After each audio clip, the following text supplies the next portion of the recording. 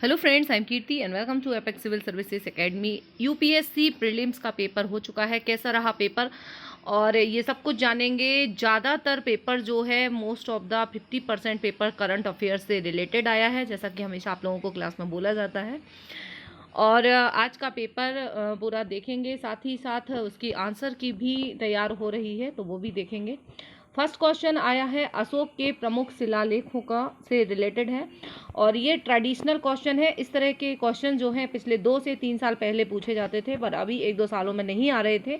But फिर से पुराना ट्रेंड जो है वो यूपीएससी ने लिया है और फैक्चुअल क्वेश्चन डाले हैं, ठीक है। और अशोक जो है बहुत ही इंपॉर्टेंट टॉपिक है यूपीएससी के लिए। अशोक से क्वेश्चन है, अशोक के शिलालेख जो है किस जिले से है, तो केवल एक युग्म सही है, केवल 2 युग्म, कौन सा पेयर करेक्ट है ये बताना था। केवल 3 युग्म सही है और चारों ऑल ये जो पेयर हैं वो सही है। धौली उड़ीसा, एरेगुडी आंध्र प्रदेश, जौगढ़ मध्य प्रदेश और कालसी कर्नाटक, ठीक है। तो ये जो है इसमें करेक्ट आंसर जो है उसका पीडीएफ जो है वो तैयार हो रहा है। आपको सारा ही पीडीएफ इकट्ठा मिल जाएगा, बट इसमें आप लोग देख लेंगे कि करंट से ये पर्टिकुलर क्वेश्चन क्यों पूछा गया है। और सेकंड क्वेश्चन जो है वो है राजा और उनके राजवंश, इनसे रिलेटेड है। नन्नुक, चंदेल वंश, जय शक्ति, परमार, नागवट द्वितीय, गुर्जर प्रतिहार, भोज, राष्ट्रकूट, इनमें से कौन सा सही सुमेलित है, ठीक है। पेयर मिलाना था, कौन सा सही है। सेम पैटर्न है, केवल एक योग में सही है, only 1 pair, only 2 pair, only 3 pair, 3 योग केवल, और ऑल ऑफ द एबव, चारों पेयर सही हैं, ठीक है। तो इसमें जो है नन्नुक जो है चंदेल वंश का है, सही है, करेक्ट है। लेकिन भोज जो है वो परमार वंश के शासक थे, राजा भोज, और ये जो है गलत हो जाता है। तो सभी चारों तो सही नहीं हो सकते, इसलिए या तो केवल आपको इस तरह से आप एलिमिनेट कर सकते थे इसमें कि या तो कोई एक आपको सिलेक्ट करना है। तो जब 4 वाला करेक्ट नहीं है तो ऑल ऑफ द अबव तो करेक्ट हो ही नहीं सकता है। तो इसका करेक्ट आंसर जो होगा वो ए होगा, ठीक है। इसी तरह अभी फाइनल आंसर की जो है वो, क्योंकि बहुत सावधानी बरती जाती है यूपीएससी के आंसर की निकालने में, रेडी हो रही है और जैसे ही पूरी आंसर की रेडी होती है आपको मिल जाएगी। बट पैटर्न क्या रहा और क्यों क्वेश्चन पूछा गया, आने वाले जो आप लोग जो नए एस्पिरेंट हैं उनको क्या क्या ध्यान रखना है, ये सब कुछ वीडियो में पता चलेगा। क्वेश्चन 3 आया है प्राचीन दक्षिण भारत में संगम साहित्य के बारे में निम्नलिखित कथनों में कौन सा एक सही है। संगम लिटरेचर या संगम साहित्य से क्वेश्चन बना है और ट्रेडिशनल क्वेश्चन है, यूपीएससी का फेवरेट टॉपिक है, संगम साहित्य से आता ही है, ठीक है। संगम कविताओं में भौतिक संस्कृति का कोई संदर्भ नहीं है। वर्ण का सामाजिक वर्गीकरण संगम कवियों को ज्ञात था। संगम कविताओं में समर शौर्य का कोई संदर्भ नहीं है, ठीक है। तो जो ट्रिक्स एंड टेक्निक्स आपको बताई जाती हैं, मैंने पहली ही पेपर के पहले आप लोगों ने वीडियो देखा होगा तो बताया होगा कि कैसे आपको जब कोई चीज़ नहीं आती है, कोई क्वेश्चन नहीं आता है, तो उसको एलिमिनेट कैसे करना है। क्योंकि एक्सट्रीम वर्ड जहाँ पे यूज़ हो रहे हैं वो उसका करेक्ट आंसर नहीं होगा, वो गलत होगा ऑप्शन, ठीक है। तो यहाँ पे कोई संदर्भ नहीं है, ठीक है। तो ये वाला, और कोई संदर्भ नहीं है समर शौर्य का, ठीक है। तो यहाँ पे ये दोनों एलिमिनेट हो जाते हैं और आपका आंसर जो है बी और डी में से रहेगा, ठीक है। और इसका फाइनल आंसर की आपको मिलने वाली है। सबसे फटाफट से जल्दी जल्दी आप क्वेश्चंस देख लीजिए, ठीक है। क्वेश्चन 4 पूछा गया है, किसके शासनकाल में योग वाशिष्ठ का निजामुद्दीन पानीपत द्वारा फारसी में अनुवाद किया गया है, ठीक है। तो ये भी करंट से रिलेटेड क्वेश्चन है, कैसा है वो आपको आंसर की में भी मिल जाएगा। हाल ही में हैदराबाद में भारत के प्रधानमंत्री द्वारा रामानुज की आसन मुद्रा में विश्व की दूसरी सबसे ऊंची मूर्ति का उद्घाटन किया है। रामानुज की मूर्ति का उद्घाटन किया गया है और निम्नलिखित कथनों में से कौन सा रामानुज की शिक्षाओं को सही निरूपित करता है, ठीक है। तो ये भी करंट से क्वेश्चन पूछा गया है। हाल ही में प्रधानमंत्री ने वेरावल में सोमनाथ मंदिर के निकट सर्किट हाउस का उद्घाटन किया है। सोमनाथ मंदिर के बारे में कौन सा कथन सही है, ठीक है। तो क्वेश्चन पैटर्न यूपीएससी का लेवल जो है वो मॉडरेट है, देखने को मिल रहा है। आप लोग जैसे जैसे क्वेश्चन देखते जाएंगे। सोमनाथ मंदिर के बारे में डिटेल पूछा है, इसका करेक्ट आंसर आपको मिल जाएगा। और नेक्स्ट क्वेश्चन जो पूछा गया है वो पूछा गया है बी सेल्स और टी सेल्स के बारे में, ठीक है। मानो ह्यूमन वे, ठीक है, ह्यूमन बॉडी की बी सेल्स और टी सेल्स जो कोशिकाएं होती हैं उनसे क्वेश्चंस पूछा गए हैं। शरीर में प्रतिरोधक निरोधक की तरह काम करती हैं। नेक्स्ट है निम्नलिखित कथनों पर विचार कीजिए। नैनो पार्टिकल्स से क्वेश्चन आया है। मानव निर्मित होने के अलावा प्रकृति में अस्तित्व में नहीं है। कुछ धात्विक ऑक्साइडों के पराक्षण होते हैं, उपयुक्त में से कौन से सही हैं? ठीक है, तो नैनो पार्टिकल्स के बारे में था। और नेक्स्ट क्वेश्चन जो पूछा गया है वो पूछा गया है डीएनए बार कोडिंग के बारे में। डीएनए बार कोडिंग अभी काफ़ी चर्चा में रहा है, तो ये भी करंट से क्वेश्चन पूछा गया है। करेक्ट आंसर कैसे निकालेंगे, क्या रहेगा, एक्सप्लेनेशन आपको मिल जाएगा और आने वाले वीडियो में। साथ ही सीसेट का पेपर 2 जैसे ही होता है तो उसकी आंसर की भी आपको मिल जाएगी। निम्नलिखित कथनों पर विचार कीजिए। Carbon monoxide, nitrogen oxide, ozone और सल्फर डाइऑक्साइड। ठीक है, इनमें से किनकी अधिकता से अम्ल वर्षा होती है? अम्ल वर्षा जो होती है वो किसकी अधिकता से होती है, ये आपको देखना था। ठीक है, तो ये भी स्टैटिक क्वेश्चन है। अभी सिर्फ हम क्वेश्चन का लेवल दे रहे हैं। आंसर की जो है वो आपको थोड़ी देर बाद अपलोड की जाएगी। चैनल को सब्सक्राइब कर लीजिए, बेल आइकन प्रेस कर दीजिए ताकि जैसे ही आंसर की अपलोड हो आपको मिल सके। निम्नलिखित कथनों पर विचार कीजिए। उच्च मेघ मुख्यतः सौर विकिरण को प्रभावित कर भूपृष्ठ को ठंडा करते हैं। भूपृष्ठ देखो, पिछले 3 से 4 साल पहले एक क्वेश्चन पूछा गया था मेघों से। ठीक है, तो मेघ ये भी स्टैटिक क्वेश्चन है। ठीक है, यहाँ से भी क्वेश्चन पूछा गया है, मेघों से पूछा गया है। नेक्स्ट क्वेश्चन आया है उत्तर पश्चिम केन्या में बीड़ी बीड़ी एक बृहद शरणार्थी बस्ती है। दक्षिणी सूडान गृह युद्ध के पलायन किए हुए कुछ लोग बीड़ी बीड़ी में रहते हैं। सोमालिया के गृह युद्ध से पलायन किए हुए कुछ लोग केन्या के दबाव शरणार्थी संकुल में रहते हैं। करंट से क्वेश्चन है। ठीक है, शरणार्थियों की समस्या से रिलेटेड क्वेश्चन पूछा गया है। 60% क्वेश्चन जो है वो करंट है और जो भी क्वेश्चन है वो करंट से रिलेटेड है। हिस्ट्री के क्वेश्चन भी करंट से पूछे गए हैं। और निम्नलिखित कथनों पर विचार कीजिए। गुजरात में भारत का विशालतम सौर पार्क है। केरल में पूर्णतः सौर शक्ति अंतर्राष्ट्रीय हवाई अड्डा है। गोवा में भारत की विशालतम तैरती हुई सौर प्रकाश वोल्टी परियोजना है। फैक्चुअल क्वेश्चन है, थोड़ा सा पैटर्न चेंज किया है यूपीएससी ने। अभी पिछले 2 सालों में काफ़ी एनालिटिकल क्वेश्चन आ रहा था, फैक्ट नहीं पूछे जा रहे थे, लेकिन इस बार थोड़े से फैक्ट डाल दिए हैं क्योंकि आपको फैक्ट भी पढ़ना है, निश्चिंत नहीं होना है। फैक्चुअल क्वेश्चन डाले जा रहे हैं। ठीक है, कहाँ पर सबसे बड़ा सबसे छोटा ये वाली जो चीज़ें हैं करंट में रहती हैं और ये जो हमारे वीडियोज़ हैं उनमें डाले गए हैं अभी।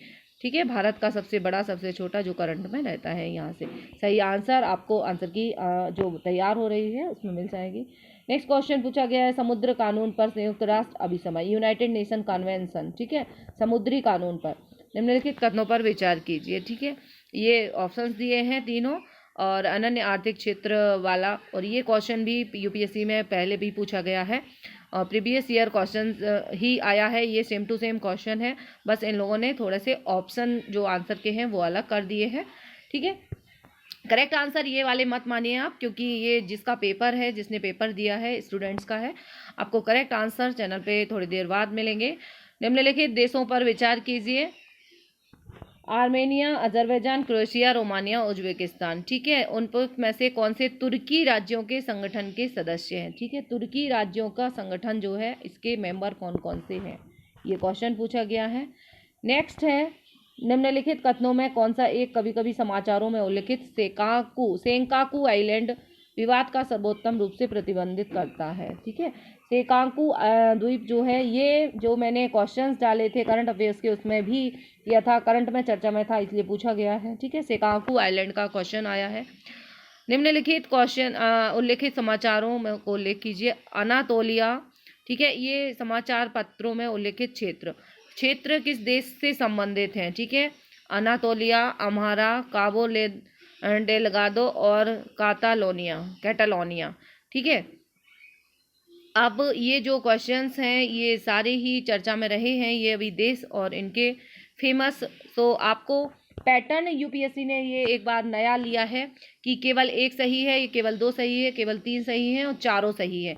ये इस तरीके से थोड़ा सा क्वेश्चन आपको एलिमिनेट नहीं कर सकते। आपको यदि पता है, मतलब कोई 2 आपको पता होना चाहिए तभी आप इस आंसर तक पहुंच सकते हैं, क्योंकि यदि ओनली 1 या केवल 2 ओनली वाला क्वेश्चन है तो केवल 1 से उसका आंसर नहीं मिलेगा, आपको कोई 2 पता होना चाहिए, इससे आप इसका करेक्ट आंसर निकाल सकते हैं। ठीक है, और यदि 2 सही हो जाते हैं, कोई भी 2, तो समझ जाइए कि इसका आंसर जो है वो चारों वाला करेक्ट होगा। नेक्स्ट है वन्यजीव संरक्षण के बारे में भारतीय विधियों के संबंध में निम्नलिखित कथनों पर विचार कीजिए।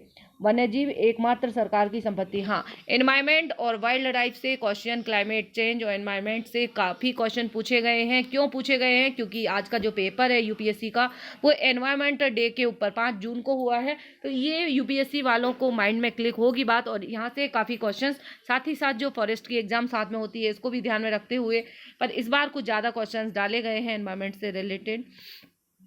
ठीक है, अब एकमात्र सरकार की संपत्ति है। ठीक है, एकमात्र, ये जो टिपिकल वर्ड होते हैं जहाँ से एलिमिनेशन आपको करना होता है। ठीक है, फर्स्ट एलिमिनेट कर देंगे तो 2 या 3 इसका जो है वो केवल 2 या केवल 3 में से आपको करेक्ट आंसर करना था। ठीक है, फाइनल आंसर आपको मिलने वाला है और इस तरह से आपको आंसर निकालना थे। और नेक्स्ट क्वेश्चन है, निम्नलिखित में से किस एक जीव की कुछ कवकों के कृषकों के रूप में, प्रजातियां कवकों के कृषकों के रूप में जानी जाती हैं। ठीक है, तो कौन सी कवकों के प्रजाति कवकों के कृषकों के रूप में जानी जाती हैं? ठीक है, चींटी, कॉकरोच, केकड़ा, मकड़ी। एकदम फैक्चुअल क्वेश्चन है। और निम्नलिखित युग्मों पर विचार कीजिए देश और हाल ही में समाचारों में होने के कारण। ठीक है, कौन सा देश क्यों चर्चा में रहा?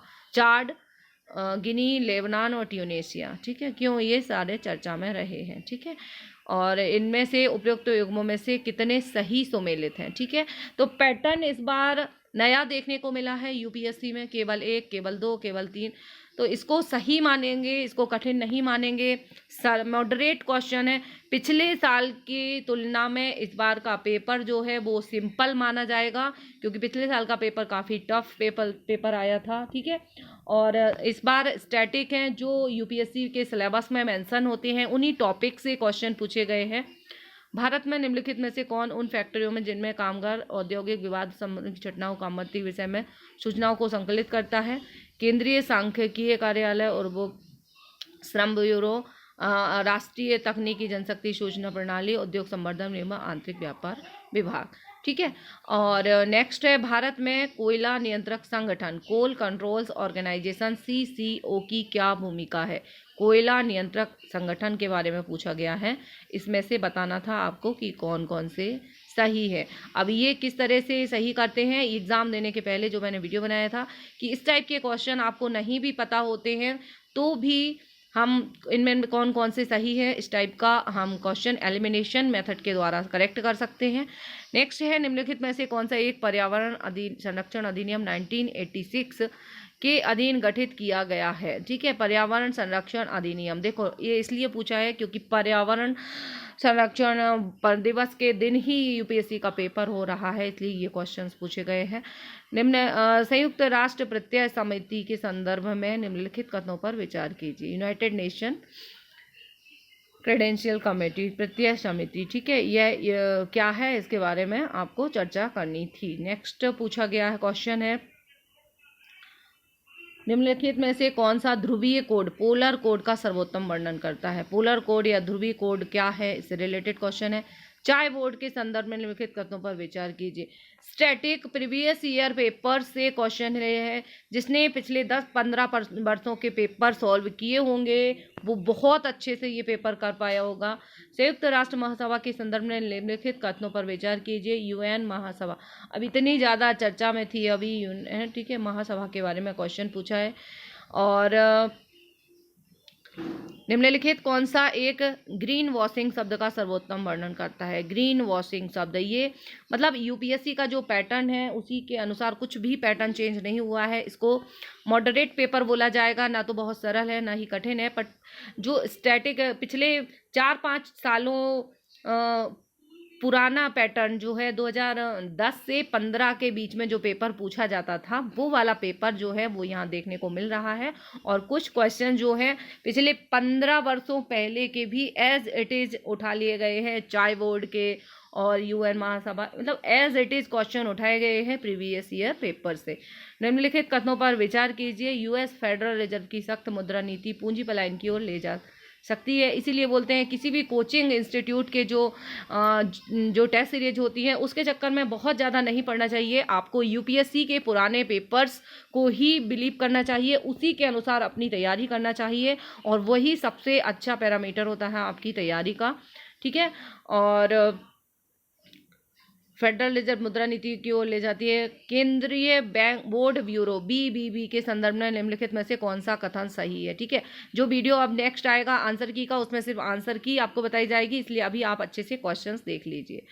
बैंक और इसकी जो PDF है वो हमारे टेलीग्राम ग्रुप में डाल दी जाएगी। Telegram group Apex civil services academy का ज्वाइन कर लीजिए। बैंक बोर्ड ब्यूरो के संदर्भ में निम्नलिखित में से कौन सा कथन सही है? RBI के गवर्नर BBB का चेयरमैन होता है। ठीक है, BBB के बारे में पूछा गया क्वेश्चन है, चर्चा में रहा है। करंट से देखो 80%, 80 to 90% क्वेश्चन जो पेपर जो है वो करंट से आया है। निम्नलिखित राज्यों पर विचार कीजिए, आंध्र, केरल, हिमाचल और त्रिपुरा।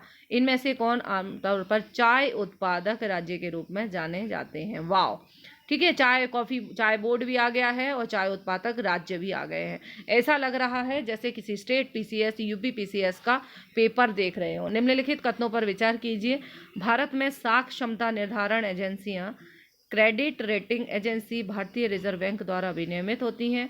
इकरा नाम से जाने जाने वाली साधारण लिमिटेड कंपनी है। इनसे रिलेटेड क्वेश्चन है, इनमें से कौन से सही हैं? ठीक है, नेक्स्ट है भारतीय बॉन्ड के संदर्भ में निम्नलिखित कथनों पर विचार कीजिए, परिवर्तनीय बॉन्ड के बारे में। ठीक है, और नेक्स्ट जो क्वेश्चन पूछा गया है वो एशियन इंफ्रास्ट्रक्चर इन्वेस्टमेंट बैंक के बारे में पूछा गया है। ठीक है, शंघाई सहयोग ऑर्गेनाइजेशन और प्रक्षेपास्त्र प्रौद्योगिकी नियंत्रण व्यवस्था टेक्नोलॉजी रिजिम। ठीक है, इनमें से भारत निम्न में से किन का मेंबर है? ठीक है, ये बताना था कि इंडिया इनमें से किन किन का मेंबर है। ये 3 जो ऑर्गेनाइजेशन दिए गए हैं इनमें कौन कौन का भारत मेंबर है या नहीं है। भारत में निम्नलिखित में से कौन मुद्रास्फीति को नियंत्रित कर कीमत स्थिरता बनाए रखने के लिए उत्तरदायी है? तो ये है।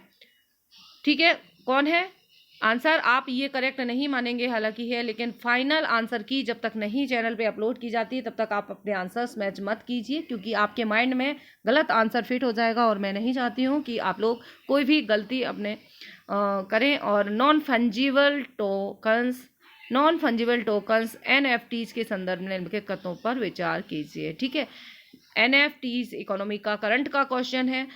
निम्नलिखित कथनों पर विचार कीजिए, घाट प्रभा, गांधी सागर, इंदिरा सागर, मैथन।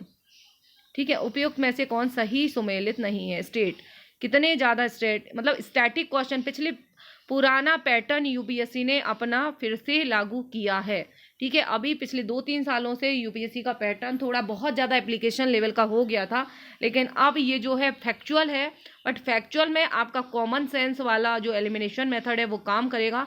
अब आने वाले वीडियोस में आप लोगों को बताएंगे कि इन क्वेश्चंस को यदि आपने नहीं भी पढ़ा है तो भी आप कैसे सॉल्व करते हैं। ठीक है, नेक्स्ट क्वेश्चन जो है वो है, भारत सरकार अधिनियम 1919 में प्रांतीय सरकार के कार्य और आंतरिक ट्रांसपोर्ट विषयों के बांटे गए निम्नलिखित में कौन से आरक्षित विषय माने गए जाते हैं? ठीक है, न्याय प्रशासन, स्थानीय स्वशासन, भू राजस्व और पुलिस। ठीक है, भारत सरकार अधिनियम 1919 से क्वेश्चन पूछा गया है। क्रिप्स मिशन से क्वेश्चन पूछा गया है। स्टैटिक टॉपिक है, बिल्कुल फेवरेट टॉपिक है, कंफर्म रहता है कि ये तो पढ़ के जाना ही है। मध्यकालीन भारत में शब्द फणम किसे निर्देशित करता है? एक ना एक शब्द जो है वो पूछा ही जाता है। ये आंसर आप मत मानिए, है ना, इसका आंसर आपको करेक्ट मिलेगा थोड़ी देर बाद।